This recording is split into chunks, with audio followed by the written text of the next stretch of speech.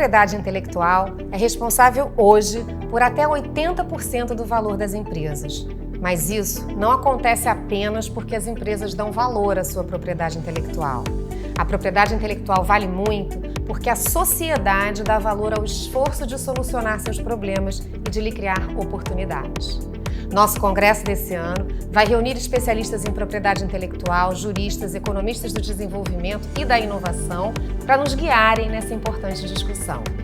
O pano de fundo escolhido não poderia ser melhor: as maravilhas da cidade do Rio de Janeiro. Para comemorar seus 60 anos de existência, a ABPI reunirá os participantes nos mirantes deslumbrantes do Pão de Açúcar, ícone turístico do Rio de Janeiro, aclamado por visitantes do mundo inteiro. Durante 3 dias, teremos a oportunidade de nos encontrarmos, fazer negócios e, sobretudo, de discutir e aprofundar nosso entendimento do papel da propriedade intelectual frente aos desafios brasileiros. Da consolidação do agronegócio ao desenvolvimento do turismo e de indústrias avançadas, da transformação digital e da transição energética ao estímulo ao empreendedorismo e à inclusão social. Participe e se engaje com o compromisso social do Congresso da ABPI de 2023. Esperamos vocês de 20 a 22 de agosto na cidade maravilhosa do Rio de Janeiro.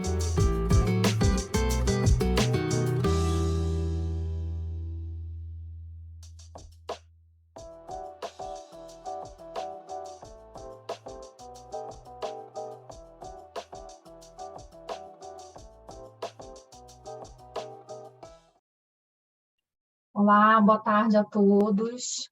Eu sou Fernanda Bezer, eu sou a diretora adjunta da Câmara de Nomes de Domínio do Centro de Solução de Disputas da ABPI. Junto com Wilson Jabbour, que é o nosso diretor, nós temos o prazer e a honra de receber hoje aqui Gustavo Moser e Mariana Furtado de Mendonça, que são nossos palestrantes desse evento. Nosso tema de hoje, desse webinar especial, é disputas de nomes de domínio registrados por revendedores, distribuidores e agentes. O Gustavo atua na equipe de arbitragem internacional da LexNexis no Reino Unido, está baseado em Londres. Ele é doutor em Direito Comercial Internacional pela Universidade da Basileia, da Suíça. Já atuou como consultor jurídico no Centro de Arbitragem e Mediação da OMP, em Genebra, e também já fez parte da equipe jurídica da London Court of International Arbitration, em Londres. O Gustavo tem uma extensa experiência, já tendo trabalhado como advogado na França e no Brasil. São quase 2 décadas trabalhando com temas relacionados a mecanismos de resolução de disputa transfronteiriças, direito de compra e venda internacional, direito de propriedade intelectual e direito internacional privado, e também com bastante atuação acadêmica nessas áreas. A Mariana, porque eu conheço há muito tempo, Mariana Furtado de Mendonça, também tem uma extensa experiência e atuação na área de propriedade intelectual, vem trabalhando nessa área desde o ano 2000, no escritório Montauri Pimenta Vieira de Mello, Montauri Pimenta Machado Vieira de Mello, na qual é sócia. Ela é advogada com pós-graduação em Direito da Propriedade Intelectual pela PUC e mestre em Propriedade Intelectual e Inovação, e especialista também como especialista de nomes de domínio aqui da nossa Câmara. Muito obrigada aos dois por toparem nosso convite. A gente também fica muito feliz. A gente sabe que esse tema do webinar de hoje vem dando causa a diversas reclamações, com várias decisões interessantes. A Mariana atuou em vários casos, o Gustavo decidiu vários casos, então a gente não poderia estar melhor assistido aqui enquanto a expositores. Ao longo das exposições, a Mariana e o Gustavo vão fazer breves exposições e depois, ao final, nós vamos abrir para perguntas e debates, mas a plateia pode mandar perguntas através do chat também durante as exposições. E eu e o Wilson vamos estar moderando, eventualmente fazendo mais alguma pergunta ou alguma participação. Tá bom? Wilson, não sei se você quer também complementar. Obrigado. Só queria dar boas-vindas a todos. Agradecer mais uma vez a Mariana e ao Gustavo por terem aceitado o convite para estarem aqui dividindo conhecimento e tratando desse tema que é um tema muito relevante, muito discutido, não só aqui no Brasil, dentro da política de resolução de disputas do ponto .br, mas também fora. E aí, com isso, eu já passo para o Gustavo, que vai tratar um pouco mais dessa experiência que a gente tem na política uniforme da resolução de disputas da ICANN, e que acabou inspirando o nosso SACI, ou SACI, aqui também as decisões aqui no Brasil. É isso. Muito obrigado. E, Gustavo, com você. Boa tarde a todos. O agradecimento para a Fernanda e o Wilson pelo convite, a oportunidade. É um prazer também dividir com a Mariana o painel e uma saudação especial aos que nos acompanham na plataforma Zoom. Então, feitas as saudações, eu vou compartilhar a tela, que eu preparei alguns slides para a gente discutir hoje o teste Okidata. Então, eu vou...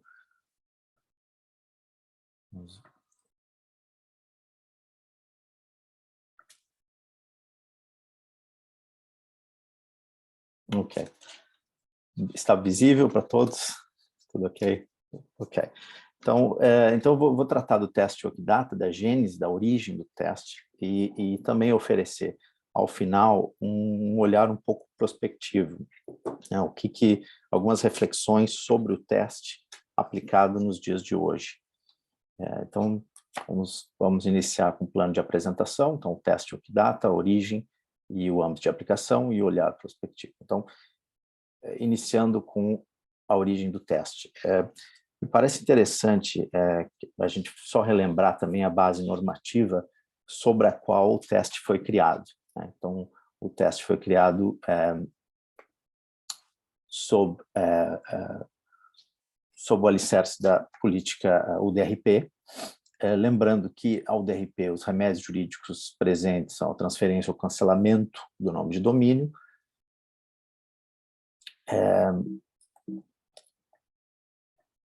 o rigor probatório, o balanço de probabilidades, e os pressupostos que imagino que a maioria de vocês não vão ter dificuldade também em recordar os pressupostos cumulativos para acolhimento do pedido, de cancelamento ou transferência, sendo os três, uma distinção para o ponto .br também, uma das distinções, o elemento de má-fé da UDRP sendo o registro e uso do nome de domínio. Então, aqui, apenas para a gente pintar o cenário em que houve a criação, a construção do teste Okidata, né?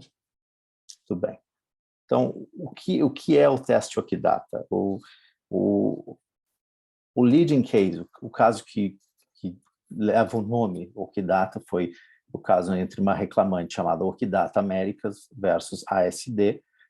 Estamos agora no ano 2001, então no início do século.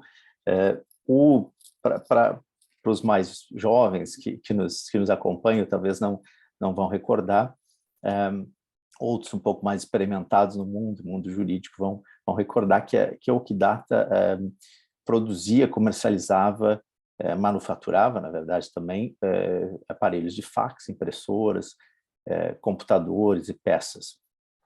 E a reclamada, nesse caso a ASD, era uma revendedora autorizada da reclamante. Então, a problemática toda girou em torno de a reclamante buscou obter a titularidade do nome de domínio, e aí a problemática que se colocou ao especialista foi de que poderia a reclamada utilizar a marca Okidata, então a marca de titularidade da reclamante, não da reclamada, e em seu nome de domínio Okidata Parts. Aqui parts a tradução seria peças. E aí, então, essa foi a problemática que o especialista foi instado a decidir, a refletir. Claro que aqui vale fazer uma ressalva que se exclui as hipóteses em que há um contrato regendo, regulando a relação entre as partes quanto ao registro ou não do nome de domínio. Então, esse não havia nessa ocasião, e aí então foi colocada a problemática para o especialista se poderia ou não a reclamada utilizar o nome, utilizar a marca Okidata em seu nome de domínio. E a partir daí surgiu o resultado, que foi sim, é possível utilizar, desde que observados 4 requisitos cumulativos, quer dizer, aí então surge o teste Okidata. Quais são os 4 requisitos? Então, vamos apenas relembrar, rememorar. O primeiro deles, a reclamante deve estar de fato ofertando os produtos ou serviços em questão por meio do website. A reclamada deve, então, utilizar para oferecer, então, apenas os produtos ou serviços ligados à marca, quer dizer, uma exclusividade de oferecimento, de oferta de produtos e serviços. O website deve, de forma precisa e proeminente, expor a relação entre o titular do website, nesse caso, a reclamada, e o titular da marca, no caso, Okidata, a reclamante. A reclamada, e o quarto requerimento, quarto pressuposto, a reclamada não pode tentar monopolizar o mercado de nomes de domínio que reflitam, que contenham aquela marca, no caso, o Okidata. Então, esses quatro requerimentos, 4 requisitos, devem estar presentes para que, então, o especialista pudesse decidir se havia um interesse legítimo da reclamada, a ASD, nesse caso, com relação ao nome de domínio. E se sim, se houvesse a reunião desses 4 requisitos, então o caso seria rejeitado, a reclamação seria rejeitada e seria então mantida a titularidade do nome de domínio para a reclamante, que foi efetivamente o que ocorreu. Tá? Então foi exatamente o que ocorreu nesse caso. Então a reclamante estava efetivamente ofertando os produtos da Okidata, apenas os produtos, não havia outros serviços ligados. O website havia um disclaimer, havia um aviso legal com relação entre o titular do website e o titular da marca, e o especialista entendeu que não havia uma intenção de monopolizar nomes de domínio com o registro deste domínio em particular. Muito bem, então, o âmbito de aplicação, no caso do Okidata, especificamente, era um revendedor, distribuidor autorizado. Hoje, a construção jurisprudencial ampliou esse âmbito para revendedores, distribuidores e agentes autorizados ou não. Então, já há um entendimento em que, se não é necessário ser um agente, um revendedor, distribuidor autorizado. Mas, de novo, os requisitos, 4 requisitos listados aqui devem ser reunidos de forma cumulativa. Hoje o teste ele está simulado, ele está ele é o que a gente poderia chamar de soft law. Ele está presente no panorama de súmulas e orientações da OMP sobre temas selecionados no âmbito do procedimento do DRP, parágrafo 2.8. É importante lembrar uma construção jurisprudencial bastante persuasiva, mas o especialista não está obrigado a observar, né? Existe, eu fiz até uma pesquisa muito rapidamente no site da OMP, e uma estatística muito breve, entre 6% e 8% dos casos em que houve discussão do teste Okidata, né? de todos os casos, mais de 50 mil casos da OMP. Então, só uma estatística para a gente ter um pouco presente o grau de importância do teste. Muito bem. Então, esse é o teste. Agora eu vou passar para algumas considerações, em particular sobre alguns comentários sobre os requisitos em particular, em vista do que se vê na prática dos casos, né? Então, o primeiro deles, a atividade. Então, o requisito de real e efetiva oferta dos produtos. É preciso também, há muitos casos em que se nota que o website é utilizado para obter, potencialmente, novamente, o rigor probatório é o balanço de probabilidades, então não há uma prova contundente de que efetivamente há uma intenção de obter vantagem, mas se há uma probabilidade maior, então é o rigor que o especialista deve cumprir. Então, cuidar com potenciais cadastros, formulários online, isso pode ser um argumento utilizado pela reclamante de que, embora exista uma efetiva oferta de produtos, existe uma intenção distinta, e isso, lembrando que são 4 requisitos cumulativos, se houver falha, se houver insucesso em um deles, o teste não vai adiante e o reclamado aí não terá sorte de obter sucesso no caso. Então, primeiro deles, a atividade.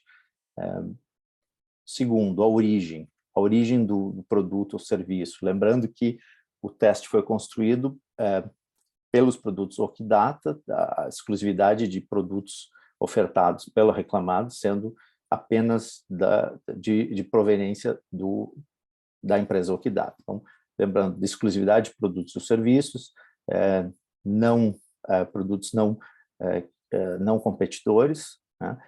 E aqui eu boto um ponto também, me parece relevante para a audiência, produtos que talvez sejam ofertados muito abaixo do preço de mercado, se seriam possivelmente indícios de produto contrafeito, se sim, se o especialista entender que há de fato um indício, e lembrando sempre do rigor probatório, balanço de probabilidades, o parágrafo 2.13 do panorama da OMP coloca que não há como entender que há um interesse legítimo do reclamado se houver um indício de que o produto comercializado é um produto contrafeito. Então, lembrando sempre um potencial argumento para reclamante com relação a esse requisito em particular. Então, a origem do produto ou serviço ofertado pelo website. Um terceiro requisito que me parece também muito importante e que, a bem da verdade, é o maior vilão dos reclamados é o disclaimer, o aviso legal, o termo de responsabilidade, o disclaimer. O teste Okidata coloca como um texto inequívoco, um conteúdo claro, inequívoco e em destaque, proeminente, né? Então, fica aqui também alguns comentários de se evitar termos ambíguos ou que possam contribuir para algumas inferências de afiliação entre afiliação indevida, né, e não existente. Então, aqui eu deixo 2 casos para leitura posterior da audiência, casos interessantes em que se tratou muito da questão semântica, né? Se haveria uma margem para interpretações equivocadas sobre ser um parceiro ou ser alguém independente e como isso, se isso daria margem para uma inferência de um potencial vínculo ou não. Então, é uma questão mais semântica. A grande maioria dos casos, e os colegas que trabalham na função de especialista também vão concordar, acabam barrando nesse aspecto, acabam nesse requisito terceiro, né? O disclaimer ou inexistente ou um disclaimer insuficiente. E é realmente um elemento um pouco mais subjetivo, que a gente vai ver daqui a pouco também no comentário na segunda parte. Por fim, um comentário sobre o 4º requerimento, o monopólio de nomes de domínio.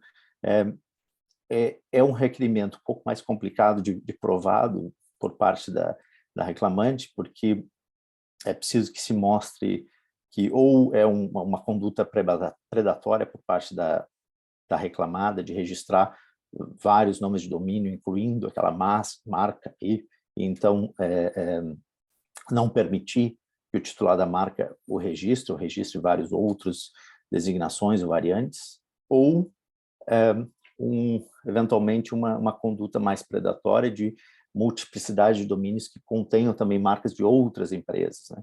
Isso pode também pode ser um indício em desfavor da reclamada. Eu coloco assim a importância de observar a valência do nome de domínio, dos termos utilizados, né? É um termo que identifica a atividade fim, por exemplo, da reclamante, restringe a liberdade da reclamante. Em pesquisa rápida feita no site da OMP, eu verifiquei que a maioria dos termos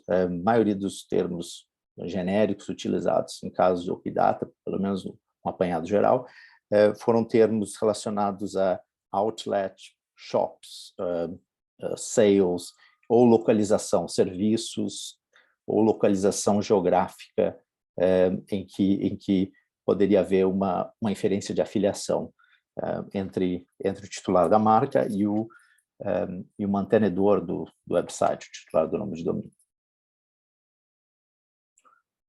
Muito bem, agora eu passo rapidamente para um olhar prospectivo, para 3 casos que me chamaram particular atenção, em que houve aplicação do teste a casos não tipificados. Então, houve uma aplicação analógica do teste Okidata.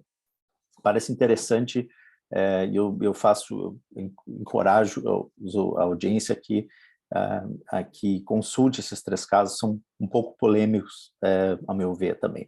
Todos eles houve a rejeição, houve a transferência do nome de domínio, a rejeição do cenário de Okidata, embora tenham sido aplicados de forma por analogia, análoga.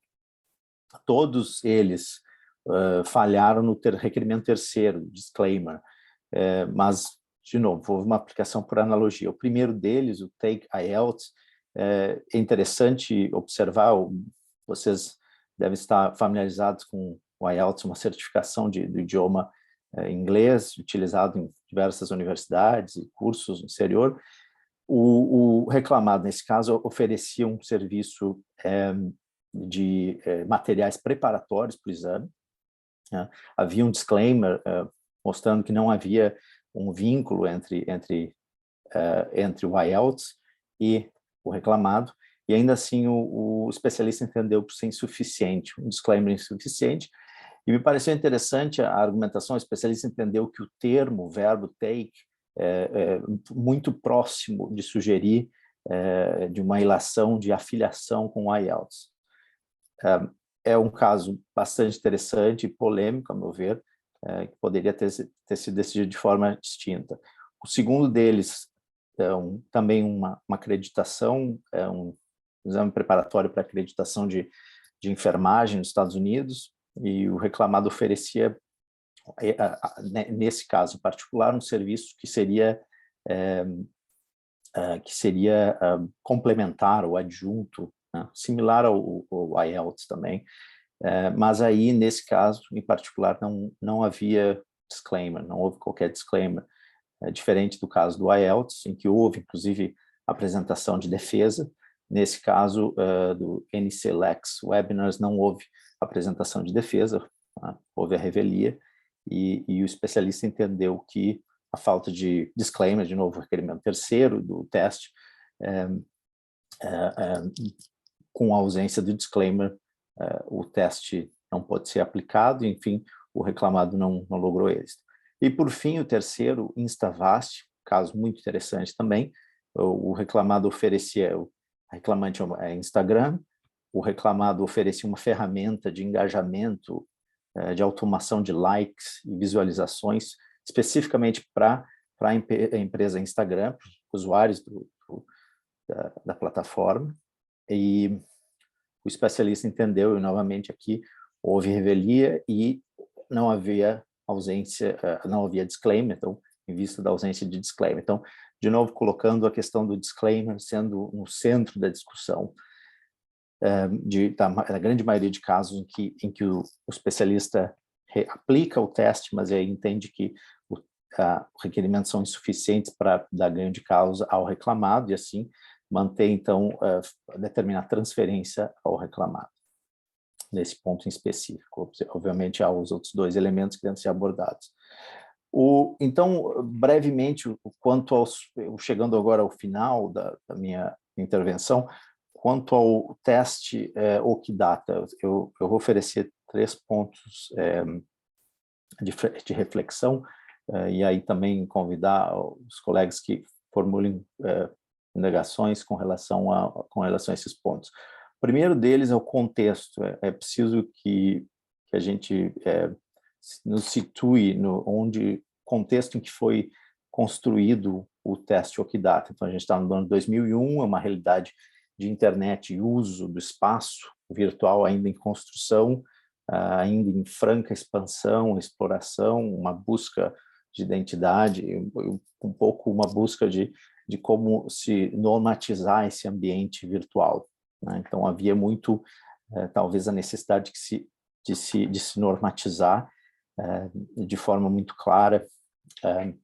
Então, talvez se justificasse um teste nesses termos. Agora, eu coloco também a questão dos critérios, os 4 critérios do teste Okidata. Então, estamos no ano 2023, um amplo uso da internet, a maioria das empresas utilizam, comercializam um mecanismo primeiro de comercialização dos produtos e serviços, ampla volatilidade de alguns mercados e serviços, elasticidade.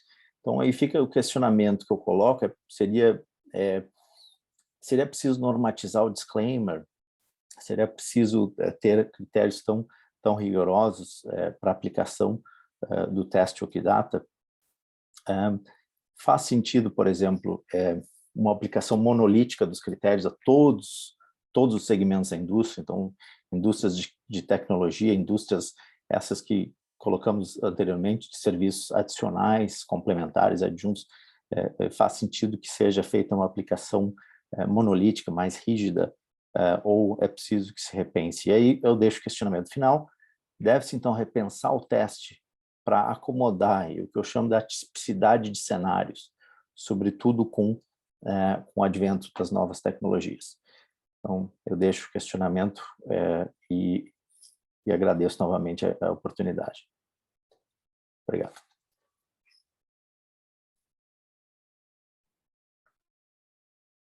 Obrigada, Gustavo. Obrigada pela exposição. Lembrando ao público que, se vocês quiserem fazer perguntas, vocês podem usar o chat, podem usar o Q&A, que está aqui também disponível na ferramenta Zoom. Vamos passar a palavra agora para a Mariana. Boa tarde. Todo mundo me ouvindo, me vendo? Sim? Sim. Bem, eu confesso que depois dessa aula maravilhosa do Gustavo, eu acho que a gente já pode encerrar o webinar, porque tudo de importante aqui já foi falado, né? Então, vamos encerrar. Muito obrigada pela presença de todos, enfim. Enfim, boa tarde a todos. Primeiro, eu quero agradecer o convite do Centro, através da Fernanda, da Fê e do Wilson, para estar aqui hoje falando com vocês. Na ilustre companhia do Gustavo, para mim é uma honra dividir esse painel com você, esse webinar com você. Muito obrigada. E eu quero também agradecer pela participação de todos. Bem, vamos conversar, então, um pouco sobre alguns dos argumentos utilizados nos casos de nomes de domínio que envolvem revendedores, distribuidores e agentes, né? Bem, primeiro, para que a nossa conversa possa fluir, nós temos que considerar que esses casos atendem os requisitos do artigo 7º e do parágrafo único do regulamento do SASS, eu falo SASS, eu não falo SASS, de 1º de agosto de 2022.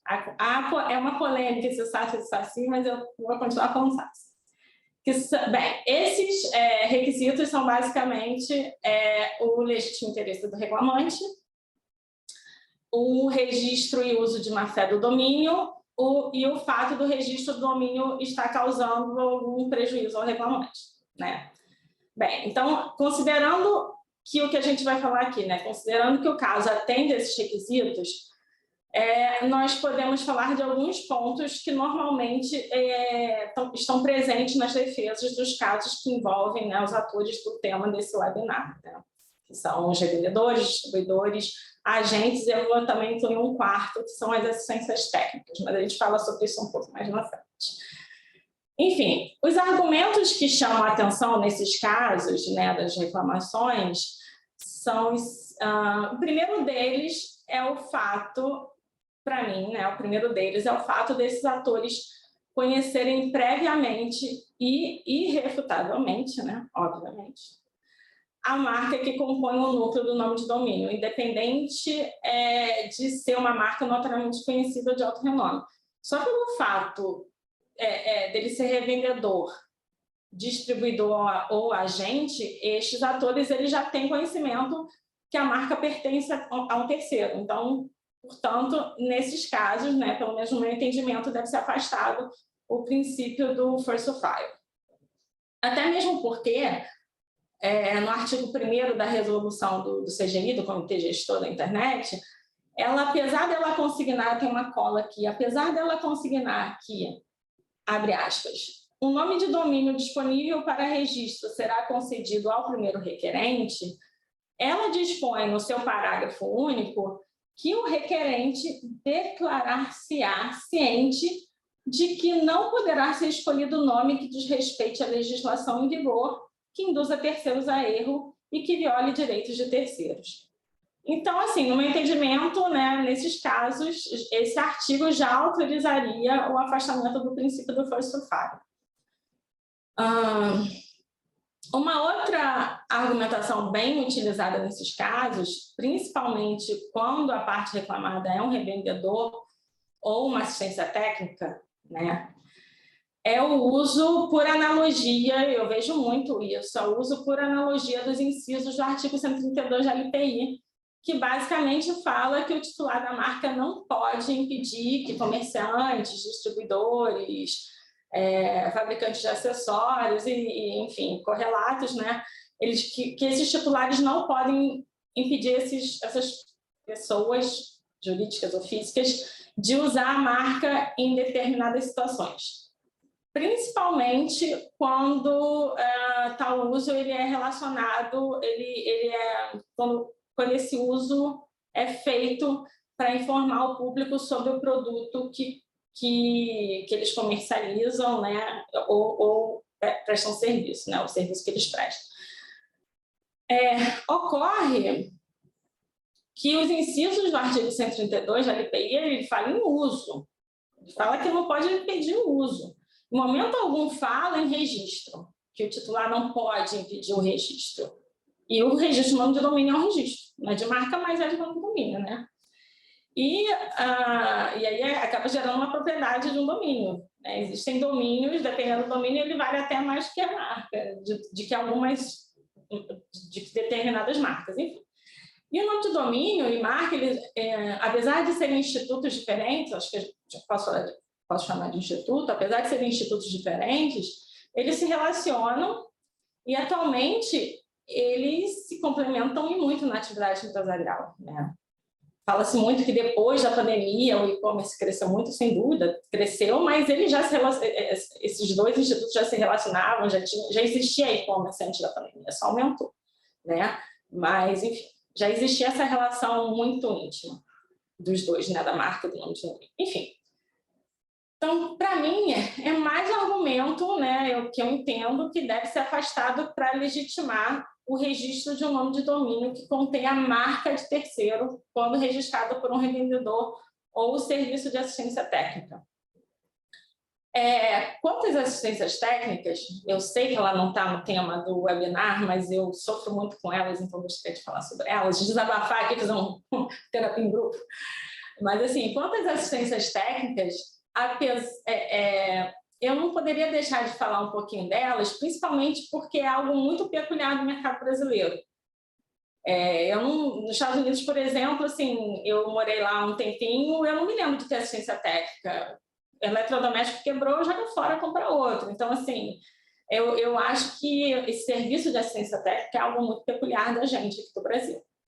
E a gente tem que se atentar que o serviço de assistência técnica ele se relaciona intimamente com a ideia de qualidade e presteza de uma marca, de um fabricante. Uma marca, o fabricante ele pode perder clientela se a sua assistência técnica credenciada, vamos deixar aqui bem destacado, credenciada, ela não for de qualidade e não atender o cliente a contento. E é aí que está o problema, né? Porque existem as assistências técnicas credenciadas e as assistências técnicas ditas especializadas. E ocorre que o consumidor médio ele não sabe a diferença do que é uma assistência técnica especializada e uma credenciada. Já foi feita, inclusive, uma pesquisa nesse sentido, e o consumidor médio ele entende que a diferença entre as duas, entre a credenciada e a especializada, é que a credenciada é aquela que atende de graça, quando o produto ainda está na garantia. E todas as outras assistências, elas são assistências técnicas das marcas, que elas se identificam como especializadas, né? Joãozinho da esquina, assistência técnica especializada nas marcas XPTO, enfim. Então, assim, então a credenciada é quem atende de graça enquanto o produto está na garantia. E todas as outras, para o consumidor médio, são assistências técnicas das marcas que elas se identificam como especializadas, só que cobram pelo serviço, porque o produto já está fora da garantia. Então, assim, o consumidor médio ele não sabe que para que uma marca credencie uma assistência, existe todo um controle de qualidade, os funcionários dela, da credenciada, têm que passar por treinamentos periódicos, tem todo um crivo de controle de qualidade daquela indústria, né, que ela vai representar, enquanto a especializada, ela simplesmente diz que sabe consertar o eletrônico e pronto. Né, o eletrônico, o eletrodoméstico de determinada marca, registra um nome de domínio que contém o núcleo dessa marca, né, que ela se diz especializada, para dar um ar de oficialidade, né, para aquele serviço, né, que ela se apresenta como especialista e começa a utilizar a marca para vender os seus serviços de assistência técnica, dando a entender ter alguma relação com o titular da marca. Então, assim, como que o titular da marca ele pode deixar que essa assistência técnica especializada, que não é credenciada a ele, né, continue sendo titular de um nome de domínio que ostenta a sua própria marca? Né? Não tem como. Né?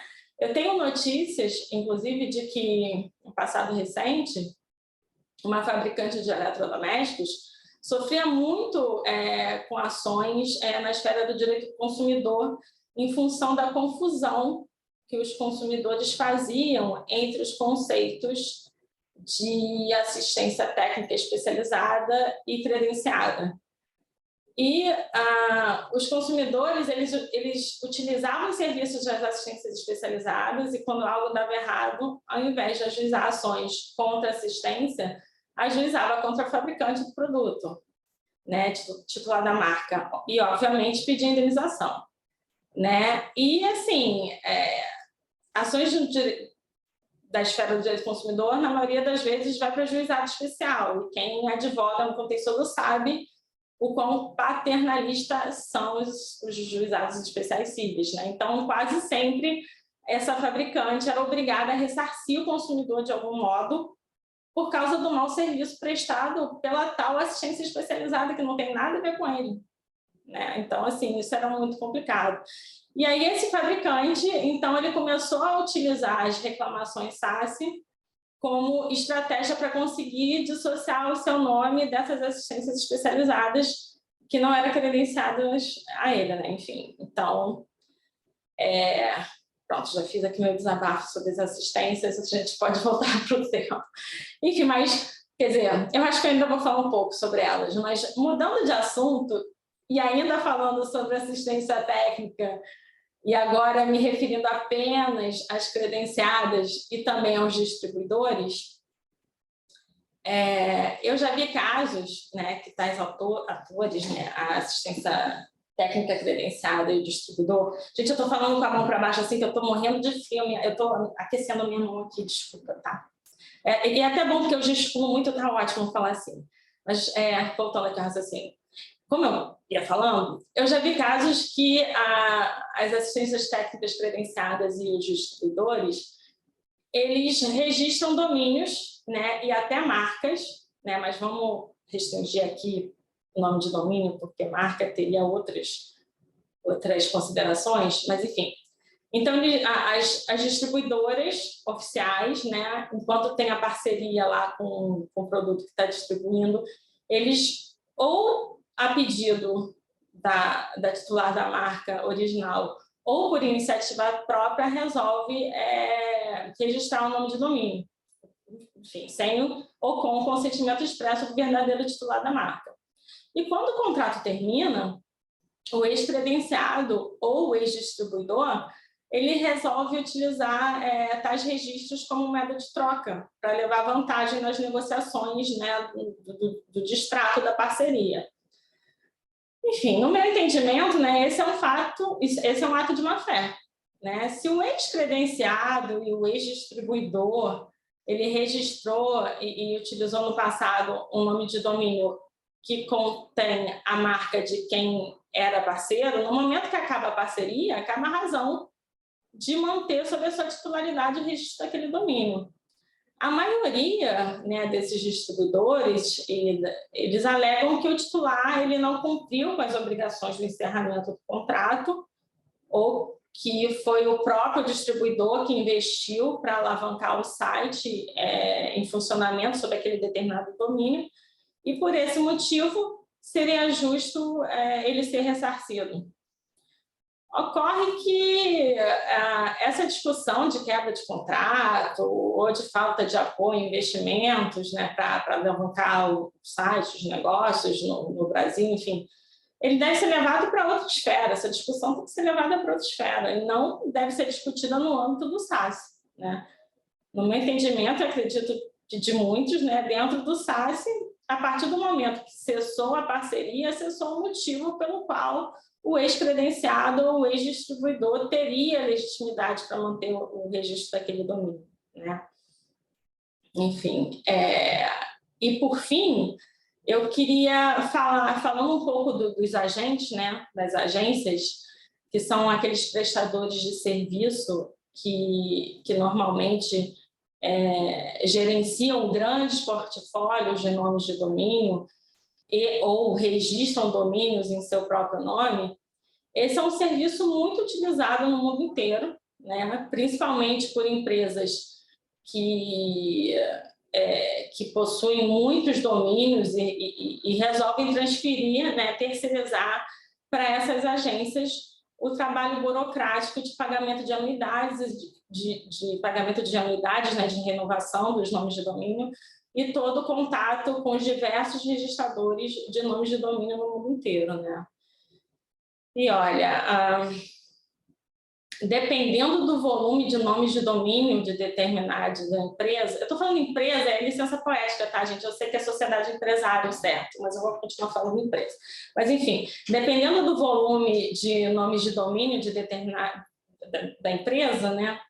E considerando que cada registrador de cada país tem regras diferentes, imagina você, né, Fernanda, que trabalha numa empresa, imagina se ela fosse responsável pelos nomes de domínio, saber as regras do Brasil, dos Estados Unidos, de Tuvalu, nossa, impossível, né? Então, assim, considerando que cada registrador de cada país tem regras diferentes, contratar essas agências, né, e terceirizar esse gerenciamento talvez seja a única forma de uma multinacional, por exemplo, conseguir manter e proteger os seus domínios no mundo inteiro.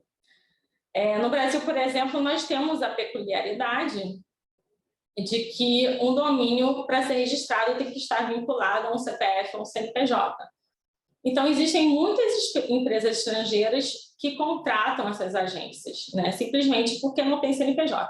Existem empresas estrangeiras que têm CNPJ, sim, mas a grande maioria não tem. Então, para ter um nome de domínio com final .br, precisa contratar uma dessas agências, né? Assim, eu não sei vocês, se alguém tiver conhecimento pode falar, até é bom para eu poder aprender, mas eu, particularmente, eu não tenho conhecimento de nenhuma reclamação de disputa de nome de domínio de titular contra uma ex-agência, tá? Como já ocorreu com ex-distribuidores e ex-credenciados de assistência técnica. O que eu já vi acontecer é uma agência ser reclamada, né, receber uma reclamação, ela registrou o nome de domínio alugou o CNPJ para um cliente, registrou o nome de domínio que, na verdade, pertencia ao cliente, mas estava na posse dela porque estava no CNPJ dela, né? E aí ela recebeu uma reclamação SASS apresentada por um terceiro, né? Mas, de fato, nesse caso que eu via, o cliente da agência ele não tinha legitimidade para ter aquele domínio. Ele estava usando a agência como laranja, tá? Tenho aqui algumas inferências por que ele estava usando, mas eu não posso falar porque são apenas inferências, eu não quero ser processada. Mas, enfim, e a agência, ela, quando recebeu a reclamação, ela simplesmente informou que iria transferir o domínio e ela transferiu o domínio. Então, não teve grandes discussões nesse caso, né? E, foi muito rápido, mas, enfim, e para encerrar também, uma vez me perguntaram quais seriam os documentos necessários para uma agência defender perante a uma reclamação SASS o registro do domínio em seu nome, mas que, na verdade, pertenceria ao cliente, né? Exatamente esse caso que eu citei, né? O cliente não tem CNPJ no Brasil e usa uma dessas agências para ter o nome de domínio. Se eu fosse, e me perguntaram isso, se você fosse especialista, quais seriam os documentos necessários assim que a agência teria que apresentar para você manter, dar uma decisão mantendo o nome de domínio no nome da agência, já que está registrado em confiança ao verdadeiro titular da marca, né? É lógico que um especialista, né, para dar uma decisão em qualquer caso, ele considera muitas variáveis, né? Tudo depende do caso a caso, né? É aquela história, né? Um avião não cai por um motivo só. Então, assim, a gente, quando está analisando um caso, a gente tem que analisar todo o contexto, né? Mas, no caso assim, dessa pergunta pura e simples, né, no caso das agências de nome de domínio, eu consideraria obrigatório apresentar o contrato de agenciamento de nome de domínio. Mas tem cláusula de sigilo, enfim, a gente assina um NDA, enfim, eu gostaria de ter acesso ao contrato de agenciamento de nome de domínio não é uma declaração, um affidavit, nesse caso, notarizado e apostilado. Eu sei que para a procuração não precisa, mas para esse caso específico, né, de agenciamento, eu, como especialista, nem sei se eu posso fazer essa exigência, mas eu gostaria de ver um affidavit notarizado e apostilado pela apostila de AIA, uma declaração do titular falando que aquela agência registrou aquele nome de domínio em confiança ao titular, né? Enfim, bem, acho que eu já falei sobre todos os atores, né? Eu falei as partes, as argumentações que eu acho mais interessantes, mais importantes. Então, assim, eu encerro aqui a minha exposição. Eu espero que vocês tenham gostado. Lógico que gostaram muito mais da exposição do Gustavo, tenho certeza, mas, enfim, que tenham gostado um pouquinho da minha. E eu passo, então, a palavra para os moderadores, agradecendo mais uma vez pelo convite e pela participação de todos. Muito obrigada. Boa tarde. Mari, nós aqui agradecemos e acho que o pessoal gostou, porque a gente já tem algumas perguntas aqui que chegaram durante a tua fala. Ai, meu Deus, que medo! Gente, eu estou muito frio. Vou ficar com a mão embaixo aqui me aquecendo. Vai, desculpa, Fê. Os cariocas são muito sensíveis ao frio, né? Eu tô aqui em São Paulo, também estou cobertinha. Gente, dá 22 graus lá fora, não tem necessidade de ligar ar-condicionado. Aqui está 15. Mas vamos lá, eu vou começar pela Ana Paula, que aí eu aproveito e faço um comentário. Ela fez duas perguntas e depois a gente tem uma pergunta do Gustavo Escobar também. A Ana fez um comentário e uma dúvida perguntando se o teste Okidata é aplicado somente para domínios.com. Ana, a gente já vem conversando, né, em diversos eventos aqui do centro, que a gente vem entendendo que, considerando que o SASS teve uma inspiração na UDRP, embora não exista uma aplicação direta dos princípios e dos entendimentos jurisprudenciais já consolidados na ODRP, os domínios gtld, .com, .net, etc., a gente entende que pode ser aplicado por analogia, sim. Então, já tem alguns casos .br que trazem o teste Okidata como um auxílio à interpretação do especialista de nome de domínio. Então, não é uma aplicação automática e imediata, até porque existem diferenças entre os dois sistemas, entre as duas políticas, mas o Okidata também é usado como auxiliar na elaboração das reclamações ou das defesas e também no momento da decisão pelo especialista. Posso... E aí a Ana... Fala, Wilson. Não, só complementar aqui. Além do teste Okidata, a experiência que tem sido tida lá fora também tem sido usada aqui como parâmetro, né? E muitas vezes a gente vê aquele overview feito pela OMP, aquele apanhado de jurisprudência, sendo citado nos casos e também pelos especialistas nas decisões, porque, de uma certa forma, já reflete uma experiência, como o Gustavo disse, de mais de 50 mil casos que a OMP administrou, né? Então, isso a gente vê algumas vezes, já temos algumas decisões em que ele é expressamente citado. Desculpa, Fernanda. Não, obrigada, Wilson. E eu vou continuar aqui lendo a pergunta da Ana. Ana, é difícil, porque chat é difícil a gente conversar, mas, enfim, eu vou tentar aqui sintetizar também pelo tempo. Se houver um caso de disputa no .com e a decisão for de manutenção com base no teste Okidata, como fica a questão da titularidade do nome de domínio, estou entendendo, né? No caso do término da relação contratual entre o titular da marca reclamante e o titular do domínio.com, reclamado e agora ex-revendedor, ex-distribuidor, ex-agente. Deixa eu ver se eu entendi. Existe uma relação contratual entre as partes. O titular da marca entrou com uma reclamação de nome de domínio.com, DRP. Foi determinada a manutenção. Após essa decisão, houve uma ruptura contratual, as partes não têm mais uma relação contratual. Como é que fica isso?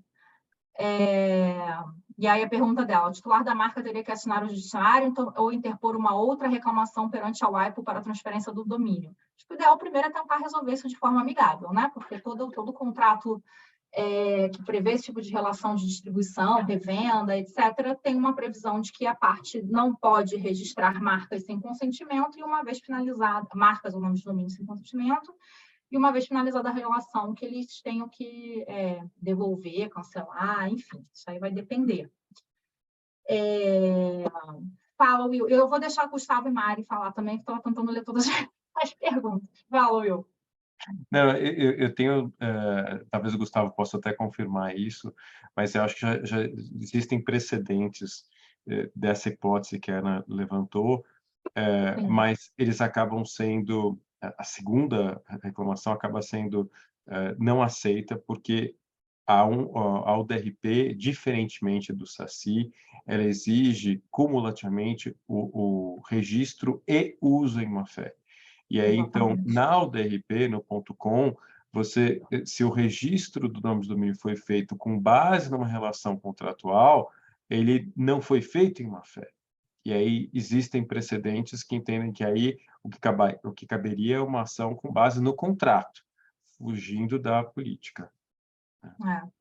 E o Okidata não se aplica só a quem tem relação contratual, né? Exatamente. Até mesmo relações não oficiais ou ausências de relação, uma autorizada especializada, né, como a Mari trouxe, também estaria dentro do Okidata. Mari, Gus, não sei se vocês querem complementar alguma coisa sobre essa pergunta. Eu só colocaria, obviamente, que a gente teria que ler a cláusula de resolução de disputa do contrato para determinar como o que foi estipulado, né? Na eventualidade de não haver uma estipulação, a apresentação uma nova reclamação teria que ser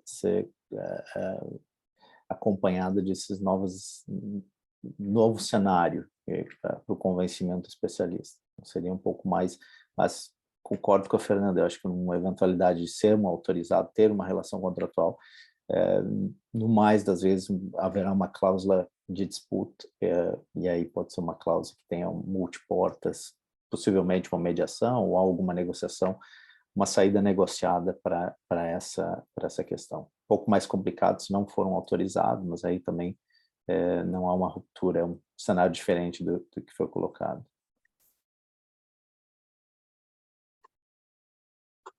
Eu vou passar para a pergunta do Gustavo Escobar, também fez uma pergunta aqui, foi para a Mari, especificamente. Quando o revendedor ou parceiro no Brasil registra o domínio com conhecimento do parceiro no exterior e a marca só é registrada no Brasil anos depois, qual é a sua visão sobre boa-fé? Estou entendendo que é uma marca estrangeira que tem um revendedor local, mas ainda não registrou a marca no Brasil. Registrou o domínio com conhecimento do parceiro. E a marca foi registrada um tempo depois. A marca é registrada no Brasil só um tempo depois. E em que momento a reclamação SASE é apresentada? Aí foi uma pergunta um pouco aberta. Gustavo, não sei se você está aqui ainda, se você quer complementar aqui no chat. Porque assim, bem, eu estou falando do meu entendimento, né? Como a gente, no SASE, a gente leva em consideração a boa-fé, então o registro e o uso, a boa-fé tem que estar presente.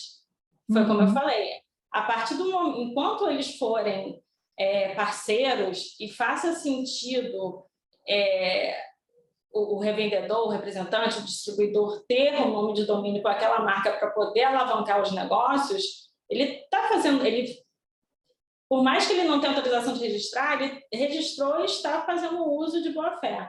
A partir do momento que acaba essa parceria, eu não vejo motivo, não estou vendo mais boa-fé dele manter aquele... Por que ele vai ter aquele nome de domínio? Tem uma marca que não é dele, que é do ex-parceiro no núcleo. Porque como a marca não era registrada, eu estou imaginando, né? Como a marca não era registrada no Brasil, eu, distribuidor, resolvi tomar a iniciativa de registrar a marca, de depositar a marca no NPI, para minha proteção enquanto eu desenvolvo os negócios no Brasil. Mas a partir do momento, então assim, mas você está registrando algo que você sabe que não é seu, que você só depositou no NPI para salvaguardar aquele negócio que é uma parceria que você sabe que pode acabar, que pode durar a vida inteira ou não. Então, assim, o meu entendimento, é lógico que quando a gente está falando em marca, é um pouco diferente de nome de domínio, apesar de elas terem relação uma com a outra. Mas, para mim, o meu entendimento é que, na pergunta dele não ficou muito claro qual é o momento que seria analisado. Ele fez um complemento aqui, Mário, falando a reclamação seria após o registro no Brasil, após o registro da marca no Brasil, estou entendendo, né? No nome do distribuidor. Após problemas na relação das partes. Esse é um caso realmente que talvez nem o SASE não comporte. Principalmente se já passou 5 anos. Principalmente se já tiver passado os 5 anos da ação de nulidade, da concessão da marca.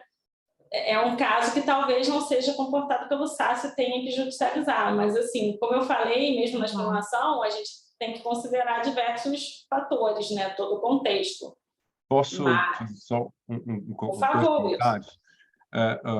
O SASE, o SACI, ele admite como hipóteses não só o registro da marca, mas também outras hipóteses. Então, eventualmente, o titular estrangeiro ele teria fundamento pelo SACI com base até mesmo num outro nome de domínio que seja anterior, né? Tem a hipótese também de ser uma marca que possa ser considerada como notoriamente conhecida no Brasil, ainda que não registrada no momento do registro do domínio. Então, o fato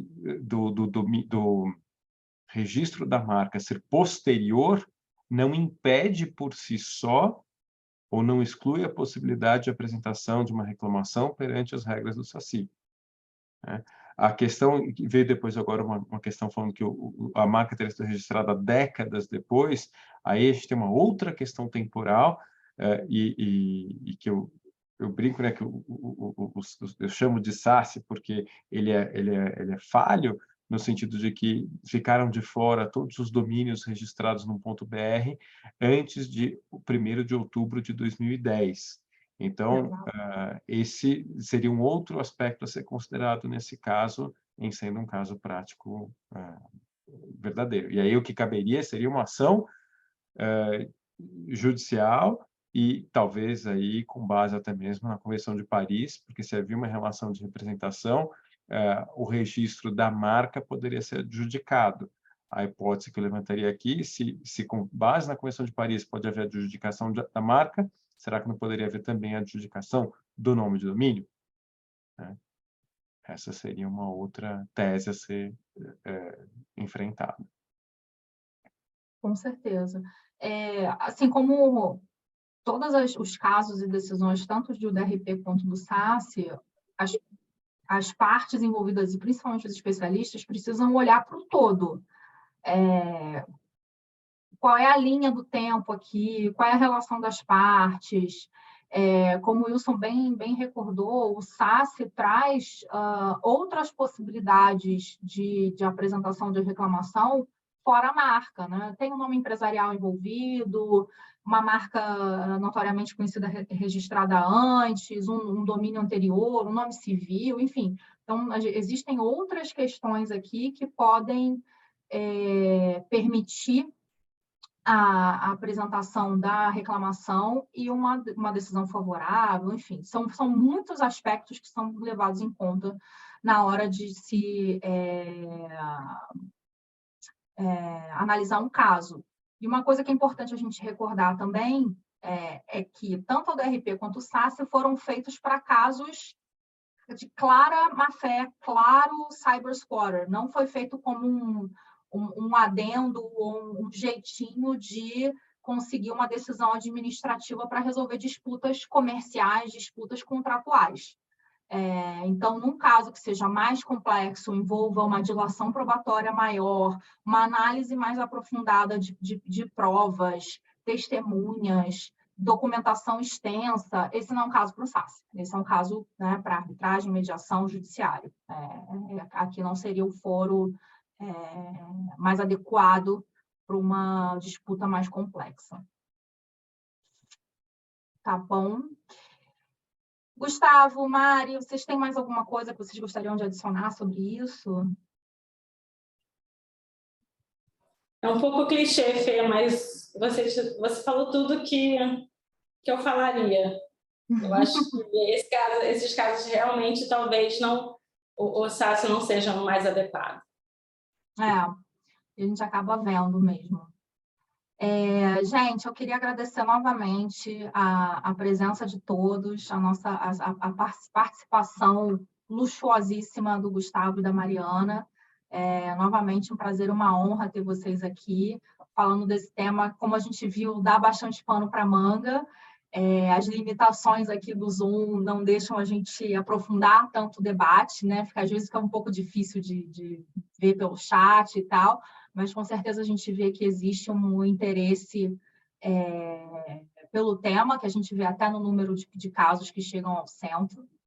Então, agradecer a vocês por compartilharem a experiência de vocês e essas bases teóricas, que com certeza são super importantes para quem está assistindo, tanto representantes das partes quanto os especialistas, que a gente viu que tem alguns aqui também participando, nos honrando com a presença. Então, agradecer a vocês, o centro fica à disposição também sempre quando vocês precisarem de alguma informação adicional.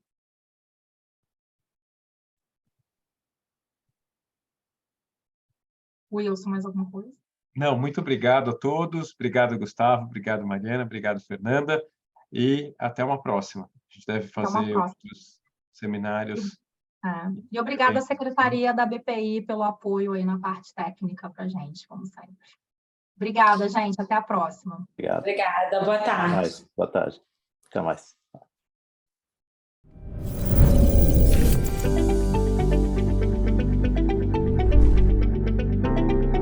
A propriedade intelectual é responsável hoje por até 80% do valor das empresas.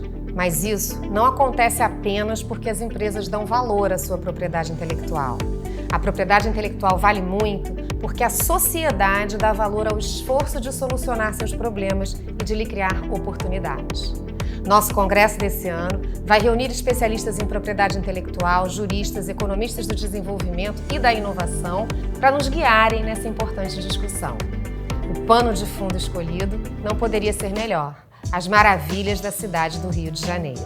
Para comemorar seus 60 anos de existência, a ABPI reunirá os participantes nos mirantes deslumbrantes do Pão de Açúcar, ícone turístico do Rio de Janeiro, aclamado por visitantes do mundo inteiro.